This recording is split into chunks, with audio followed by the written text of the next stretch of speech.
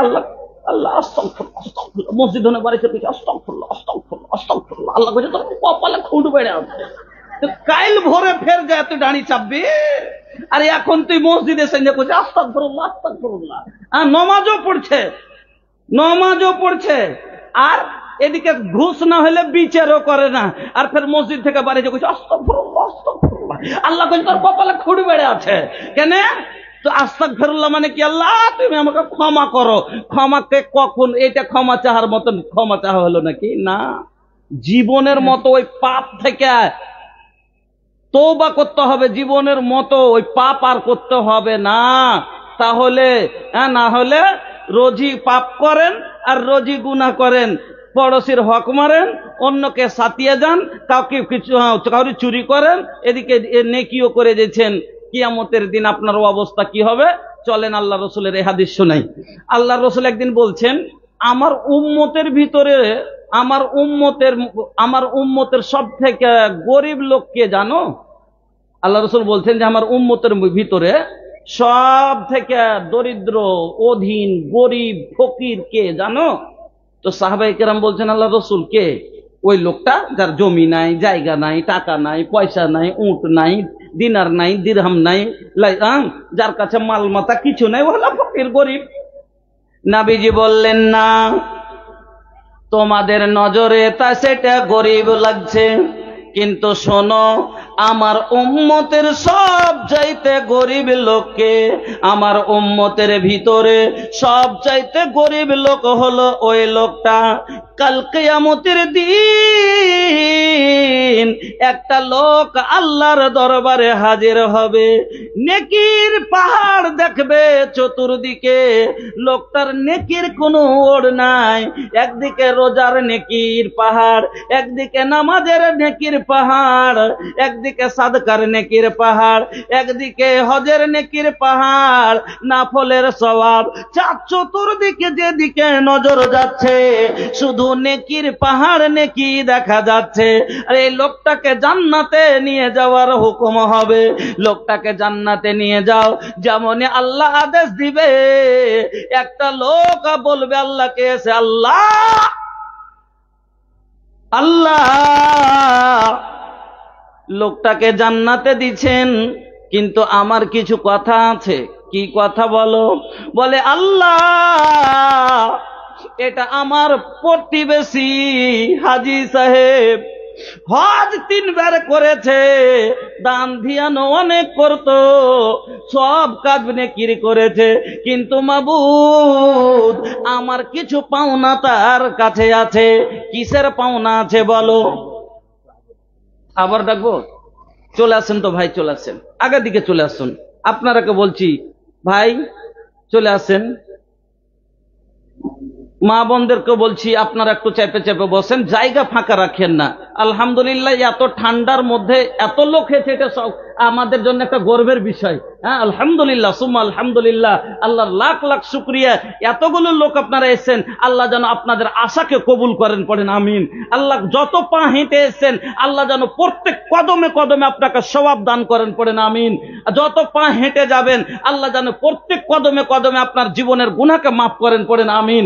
আমার মা বোনেরা, এই রাত জাগা যেন সাদকায়ে জারিয়া হিসাব আল্লাহ কবুল করেন। আমার মা বোনেরা, আপনারা একটু চেপে বসুন, বাপজানেরা আপনারা একটু আগা দিকে চেপে বসুন।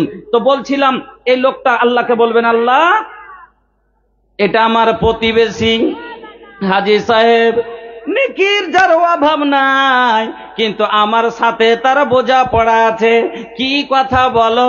বলবে, আল্লাহ, আমার পড়োশি ছিল, সব সময় আমার জমির 3 হাত চেপে বাড়ি তুলেছিল, যখনই নাপতে গেছি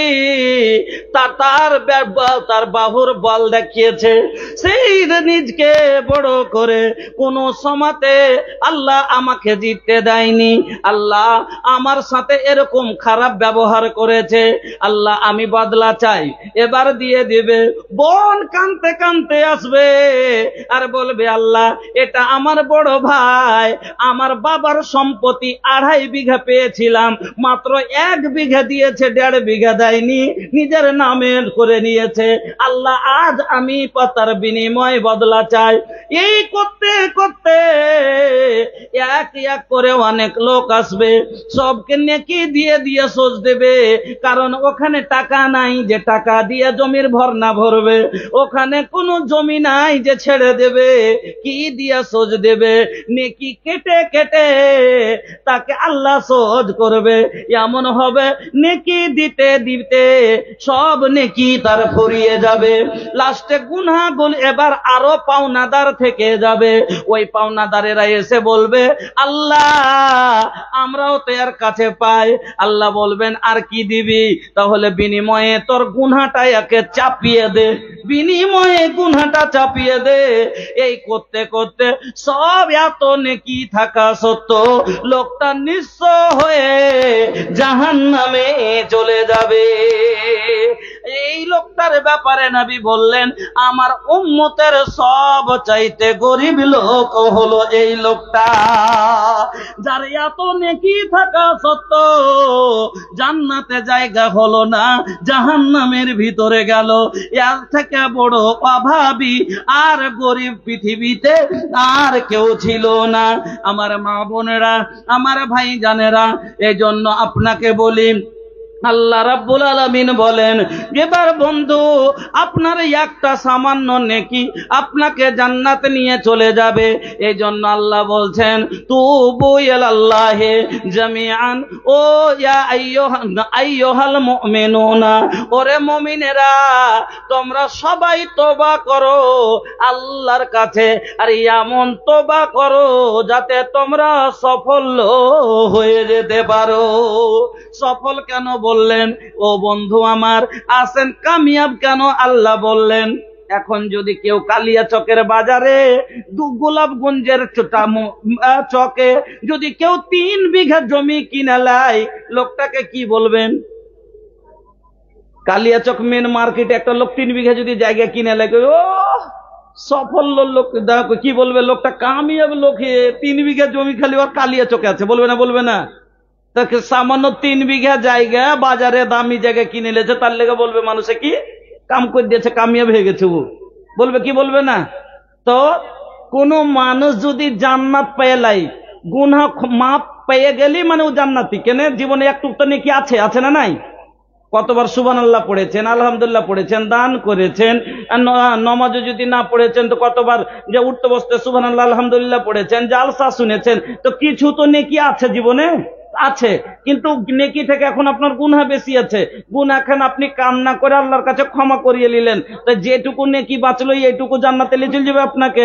তার লেগে আল্লাহ বললেন, জান্নাতে ক্ষমা পেয়ে গেলি আপনি কামিয়াব হয়ে গেলেন, মানে জান্নাতি হয়ে গেলেন। আর জান্নাতি হওয়া কেন, কামিয়াবি কেন বললে, সাফল্য কেন বললেন আল্লাহ? এই জন্য বললেন কেন, যে কোনো মানুষ যদি জান্নাতে চলে যায়, জান্নাতে ওর সম্পত্তি কতখানি শুনবেন?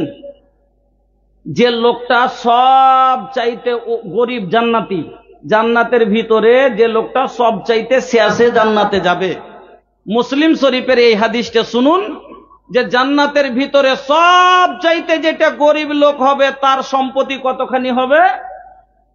আল্লাহু আকবার। লম্বা হাদিসটা বলতে গেলে সময় লাগবে, যেহেতু ওদিকে অত লম্বা করব না, ছোট্ট করে খালি কথাটা বলছি, যে 10টা দেশের বাদশার বাদশাহী, মানে ভারত একটা, বাংলাদেশ, পাকিস্তান, তুর্কিস্তান, আফগানিস্তান, চীন, জাপান করে 10টা দেশ এরকম। তো দুনিয়ার 10টা বাদশার বাদশাহী যত বড় জায়গাতে ছিল জান্নাতের ভিতরে, যেটা সব চাইতে শেষে জান্নাতে যাবে, ওই লোকটার সম্পত্তি হবে জান্নাতের ভিতরে 10টা বাদশার বাদশাহীর সমান। আলহামদুলিল্লাহ। বন্ধু আমার, গাঁজাখড়ি কথা লয়, মুসলিম শরীফের হাদিস এসেছে যে 10টা বাদশার বাদশাহী, এটা মোদি দেশের বাদশা কিনা, এই দেশের বাদশাকে মোদি। তো মোদির মতন, এ ভারতের মতন 10টা দেশ যতখানি জায়গাতে আছে, এতখানি জায়গা হবে জান্নাতের ভিতরে, যেটা সব থেকে শেষে যে লোকটা জান্নাতে যাবে তার জায়গা পড়েন আলহামদুলিল্লাহ। তাইলে এই লোকটা যার এত বড় সম্পত্তি, 10 দেশের মালিক, সে লোকটা কামিয়াব না কামিয়াব লয়? সে সফল না? আল্লাহ বললেন এমন তওবা করো যাতে সফল হয়ে যাও, কামিয়াব হয়ে যাও। কেন? তওবা করলে আল্লাহকে ক্ষমা, যদি রাজি করলি তা পারলাম, ক্ষমা পেলাম। আর ক্ষমা পাওয়া মানে জান্নাতি, আর জান্নাতে যাওয়া মানে হলো 10টা দেশের বাদশা একাই। 10টা দেশের বাদশা একাই। বলবেন মৌলী সাহেব 10টা দেশের সমান জায়গা কি করব? আরে বাবা, জান্নাতের ভিতরে একটা যে রুমটা আমাদের বাড়িতে, আপনাদের বাড়িতে যে রুমটা আছে, যেটাতে আমরা বউলিয়ে থাকি, তো সে বাড়িতে কি একটাই রুম থাকে না আরো অনেকগুলো ঘর থাকে, আরো রুম থাকে, কি থাকে না? তো জান্নাতের ভিতরে যে রুমটাতে স্ত্রী লিয়ে থাকবেন, আল্লাহ রসুল বলছেন ইন্না ফিল জান্নাতে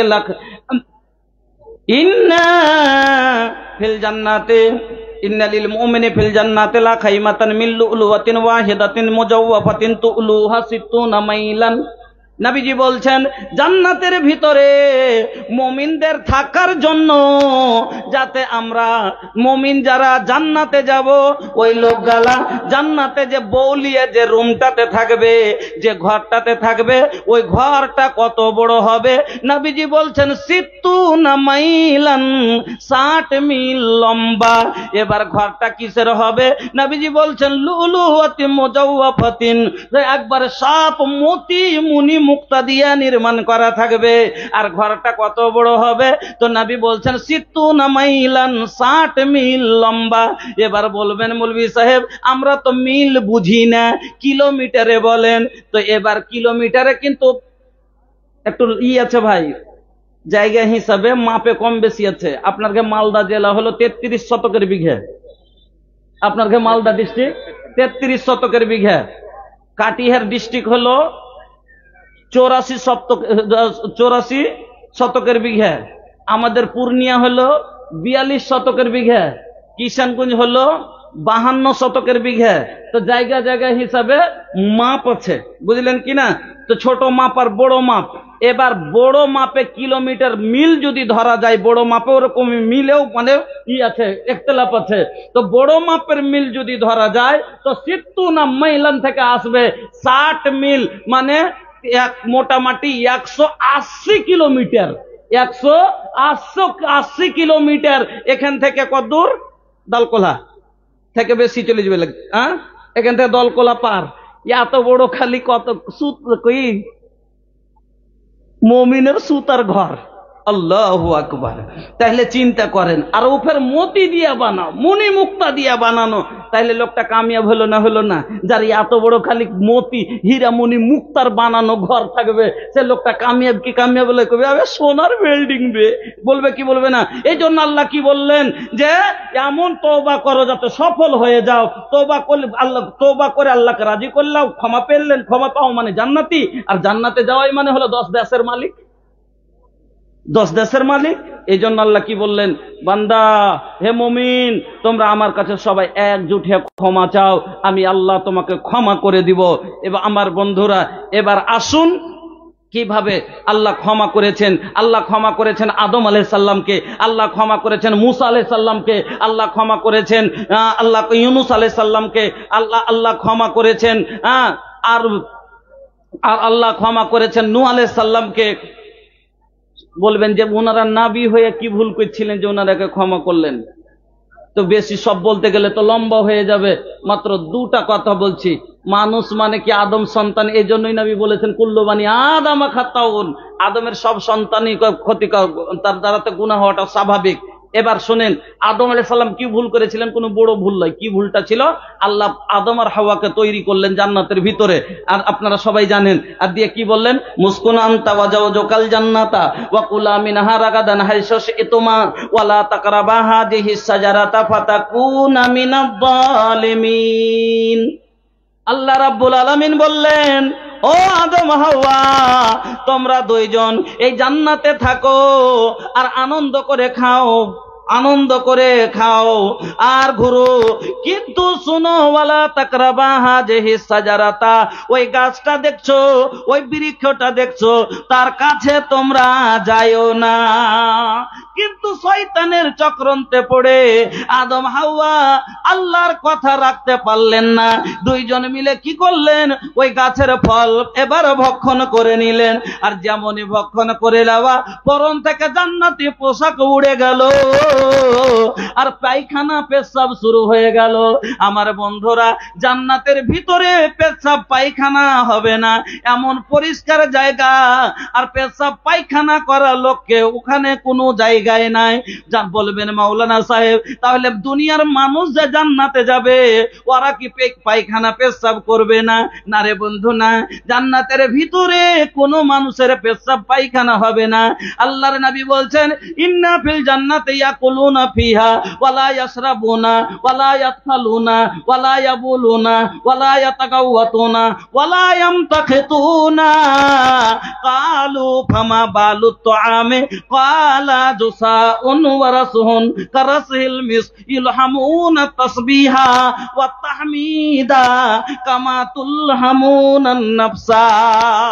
জান্নাতের ভিতরে যতই খেলেন দেগের দেগ খেয়ে শেষ করে দেন, কিন্তু আপনার দুনিয়াতে একটু খাওয়া বেশি হয়ে গেলে গ্যাস হয়ে যায়, পায়খানা পেশা ধরে লায়। আমার বন্ধুরা, জান্নাতের ভিতরে আল্লাহর অগণন নিয়ামত খাবেন, কিন্তু পায়খানা হবে না, পেশাব হবে না।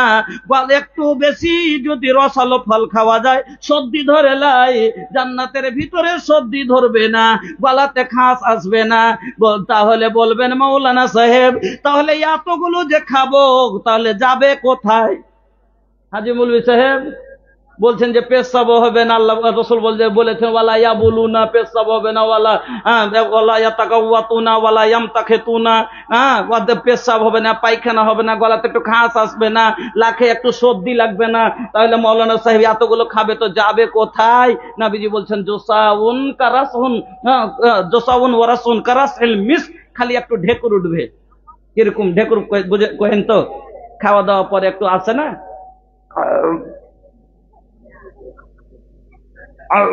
একটু করে না, কিছু গুলো মানুষ একবার মসজিদে করে ওঠে।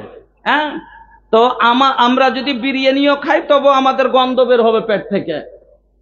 আর মুলা খাইয়া যদি কেউ খালি হাউ করে দেবে, যে কেউ উঠবে, বলবে না।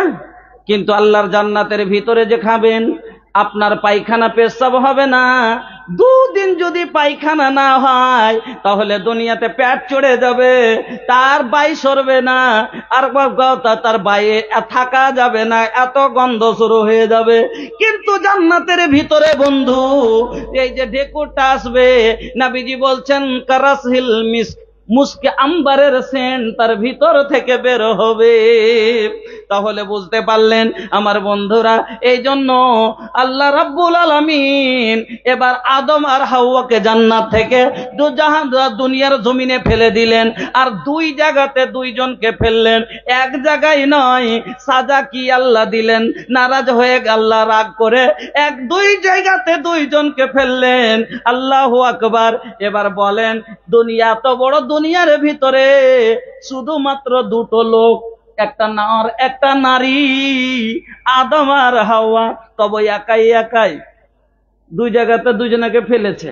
এবার বলেন তো, সাথে একটা যদি লোক থাকে তো একটু সাহস থাকে না, মন লাগে একটু ভুলে, কোনো কথাটা বলে দেওয়ার মনটা ভুলে। এবার আদম একাই খুঁজছে আর কাঁদছে, হাওয়া এদিকে কাঁদছে, দুইজনকে আল্লাহ রাজি আর দিয়ে কাঁদছে, আর আল্লাহর কাছে দোয়া করতে শুরু করলেন। কি বললেন? রব্বানা যালামনা আনফুসানা ওয়া ইল্লাম তাগফির লানা ওয়া তারহামনা লানাকুনান্না মিনাল খাসিরিন। হে আমার প্রতিপালক, আমরা নিজের আত্মার উপরে জুলুম করেছি, আল্লাহ তুমি আমাদের প্রতি রহম করো। তুমি যদি রহম না করো গো আল্লাহ, আমরা বরবাদ হয়ে যাব, আমরা ক্ষতিগ্রস্তের ভিতরে হয়ে যাব, ক্ষতিকর লোক হয়ে যাব। আল্লাহ তুমি আমাদের ক্ষমা করে দাও। আমার আল্লাহ রাজি হলেন। নাই, আল্লাহ রাজি হয়ে গেলেন, ক্ষমা করে দিলেন। নবী মূসাকে আল্লাহ ক্ষমা করলেন। বলবেন মূসা কি ভুল করেছিলেন? মূসা আলাইহিস সালাম জেনে বুঝে কোনো ভুল করেননি। দুইজন ছেলে, একটা কিবতি একটা বনি ইসরাইল, দুইজন মিলে আপোষে ঝগড়া করছিল। মূসা আলাইহিস সালামের মন দুইজনকে দুটো থাপ্পড় দিয়ে দুদিকে সরিয়ে দিব যেন ঝগড়া না করে।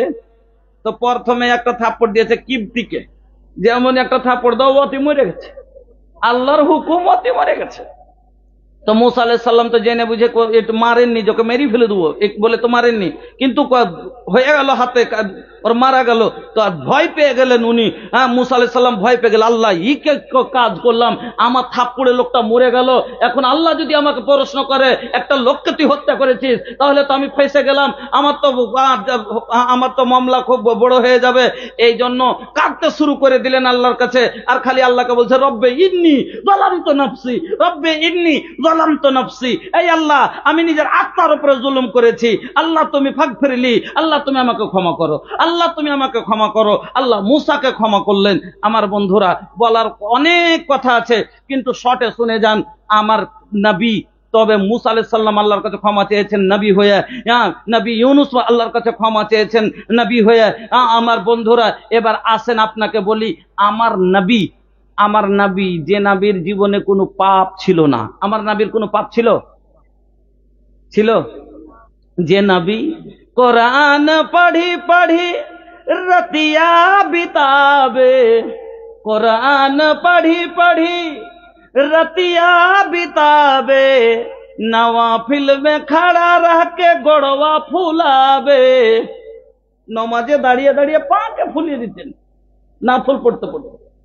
कुरान पढ़ी पढ़ी रतिया बितावे, नवाफिल में खड़ा रह के गोड़वा फुलावे।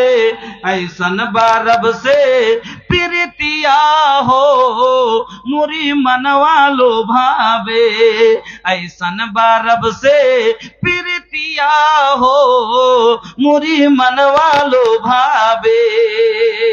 निम्मन बाटे नबी के बतिया हो सुने जिया ललचावे। अल्लाह अकबर नबी जी का रुतबा, अल्लाह अकबर नबी जी का रुतबा।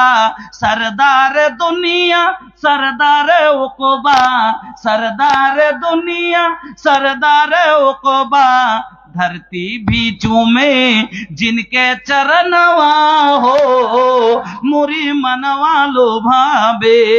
धरती भी चूमे जिनके चरणवा हो मुरी मनवा लो भावे। निम्मन बाटे नबी के बतिया हो सुने जिया ललचावे। যে নবীর জীবনে কোনো গুনাহ নাই, কোনো পাপ নাই, সেই নবীর কথা শুনেন। আল্লাহর নবী বলছেন, ইয়া আইয়ুহান নাস তুবু ইলা রাব্বিকুম ফাওয়াল্লাহি ইন্নী লা আতুবু ইলাল্লাহি আযজা ওয়া জাল্লা ফিল ইয়াউমি মিয়াতা মাররা। আমার নবী বলছেন, ও লোকেরা, আমি তোমার নবী, আমার কথা শোনো।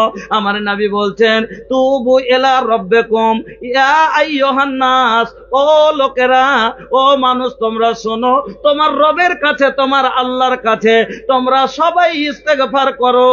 ফাওয়াল্লাহি, আল্লাহর কসম খেয়ে বলছি, আমি নবী মুহাম্মদ, ইন্নী লা আতুবু ইলাল্লাহি আযজা ওয়া জাল্লা ফিল ইয়াউমি মিয়াতা মাররা। আমি নবী মুহাম্মদ অন্তত দিন রাতে কম করে 100 বার আল্লাহর কাছে ইস্তেগফার করি। আমার সাহাবায়ে কেরাম বলছেন, আমার নবীকে দেখতাম এক জায়গায় বসে এই ইস্তেগফারটা নবীকে দেখতাম কম করে 100 বার করে পড়তেন। কি ইস্তেগফারটা নবী পড়তেন? একবার সবাই পড়েন, রব্বিগফিরলি, রব্বিগফিরলি, ওয়া তুব আলাইয়া ইন্নাকা আনতাত তাওয়াবুল গফুর, রব্বি গফিরলি ওয়া তুব আলাইয়া ইন্নাকা আনতাত তাওয়াবুল গফুর। সাহাবায়ে কেরাম বলছেন আল্লাহর রাসূলকে দেখতাম এক জায়গায় বসে 100 বার কম করে এই ইস্তেগফার পাঠ করতেন। যেই নবীর জীবনে কোনো গুনাহ নাই, আর সে নবী সব সময় আল্লাহর জিকির করেন, সব সময় ইস্তেগফার করেন। আর আমরা কেমন মুসলমান? ওরে সুবহানাল্লাহ, ওরে আল্লাহ, আমাদের একটু যদি সময় পাওয়া যায়, আমরা জিকির তো দূরের কথা, মানুষের জিকির করি, আল্লাহর জিকির করি না। লোকের জিকির করে বেড়ায়, কার বেটি কিরকম, কার মা কিরকম, কার ভাই কিরকম, কে কি করেছে, এই করে লোকে এক অপরের গীবত করে বেড়ায়। আর সব থেকে বেশি আমার মা বোনেরা করে বেড়ায়, গীবত মে সবসে আগে ये औरत की जाते है, चुगली तो इनके सामने बस दाल भात है। লেগে চুগলি করাটা ডাইল ভাত কইছে, ওই মাগির কথা কইছিস, কইস নে, মুখ মিষ্টি মাগির খুব, দিলে আগুন লাগিয়ে यार कथा के लगा और कथा के लगे। गीबत में सबसे आगे ये औरत की जात है, चुगली तो इनके सामने बस दाल भात है, चुगली तो इनके सामने बस दाल भात है। जिक्र खुदा और रसूल की फुर्सत नहीं रही, भी फातिमा सी अब कोई औरत नहीं रही। हमारे माँ बोनेरा अल्लाह নবী বলছেন, আল্লাহর নবী বলছেন, ও লোকেরা শোনো, তোমরা কি করো, ইয়া আইয়ুহাল্লাযীনা, আল্লাহ কোরআনে বললেন ইয়া আইয়ুহাল্লাযীনা আমানুযকুরুল্লাহ যিকরান কাসীরা, ওরে মানুষ তোমরা বেশি বেশি করে কি করো, আল্লাহর জিকির করো। সকাল সন্ধ্যা আমার নবী কত জিকির করতেন শোনেন। আমার নবী বলছেন কানান নবী সাল্লাল্লাহু আলাইহি সাল্লাম ইয়াযকুরুল্লাহ আলা কুল্লি আহিয়ানি, আমার নবী সব সময় আল্লাহর জিকির করতেন। নবীজি বলছেন লা ইয়াজালু লিসানাকা রাতবাম বিযিকরিল্লাহ, সব সময় যেন তোমার ঠোঁট দুটো আল্লাহর জিকিরে লড়তে থাকে, তোমার ঠোঁট দুটো যেন ভিজে থাকে, শুকনো হয়ে না যায়, তোমার ঠোঁট দুটো যেন সব সময় আল্লাহকে ডাকতে থাকে। কিন্তু সুবহানাল্লাহ, আমরা সেই দিকে নাই। আমাদের তো জীবনের পাপের একবার আপনাকে আমাকে খেয়াল হয় না। ও বন্ধু আমার, আজকে আমরা গুনাহকে কোনো গুনাহই মনে করি না। হযরতে আনাস রাদিয়াল্লাহু তাআলা আনহু বলেন, হযরতে আনাস রাদিয়াল্লাহু তাআলা আনহু বলেন, ইন্নাকুম লা তা'মালুনা আমালান হে আদাক্কু ফি আয়ুনিকুম মিনাস সাবে ইন কুন্না লা নাউদ্দুহা আলা আহাদিন নবিয়্য সাল্লাল্লাহু আলাইহি ওয়াসাল্লাম মিনাল মুবিকাত। হযরতে আনাস বলেন, যেই গুনাহগুলোকে আজ তোমরা চুলের চাইতে দুর্বল মনে ভাবছো, যেই গুনাহগুলোকে তোমরা কোনো গুনাহই মনে করো না, রাসূলের জামানায় এই গুনাহগুলোকে হালাক করে দেওয়া, বরবাদ করে দেওয়া গুনাহ মনে ভাবা যেত। বুঝতে পারলেন কথাটা? যে গুনাহগুলোকে আজ আমরা কোনো গুনাহই মনে করি না, রাসূলের জামানায়, রাসূলের যুগে ওই গুনাহগুলোকে হালাক করে দেওয়া, বরবাদ করে দেওয়া, ধ্বংস করে দেওয়া গুনাহ মনে ভাবা যেত। বলবেন কোন গুনাহটাকে মৌলানা আমরা গুনাহ মনে করি না, রাসূলের যুগে ধ্বংস করে দেওয়া গুনাহ মনে ভাবা যেত? আপনাকে একটা উদাহরণ দিচ্ছি মাত্র, তার মধ্যে একটা হলো গান শোনা, আলাতে মৌসিকি, গান শোনা গুনাহ, মিউজিক। আচ্ছা, গানে মিউজিক ছাড়া গান আছে? মিউজিক ছাড়া গান আছে? গান গান আমি বলছি, মোবাইলে যে গানগুলো শোনেন, মিউজিক শরিয়তে হারাম। গান শিরকিয়া কালাম বা সহজ কালাম যদি থাকে হারাম, কিন্তু এমনও গান আছে তাতে মিউজিক নাই, আর সহজ কোনো কথাও নাই, আর শিরকিয়া কোনো কালাম নাই, বেদাতে কোনো কথা নাই। যেরকম আপনার এই যে বাংলাদেশের অনেকগুলো গান, আমি একটা গান শোনাবো আপনাকে, শোনাচ্ছি। গান মনে করে লিয়েন না, ফের উনিশের গান শোনা যেতন করে ওইটা বাইরে লয়ে যাবে। হ্যাঁ, তখন কি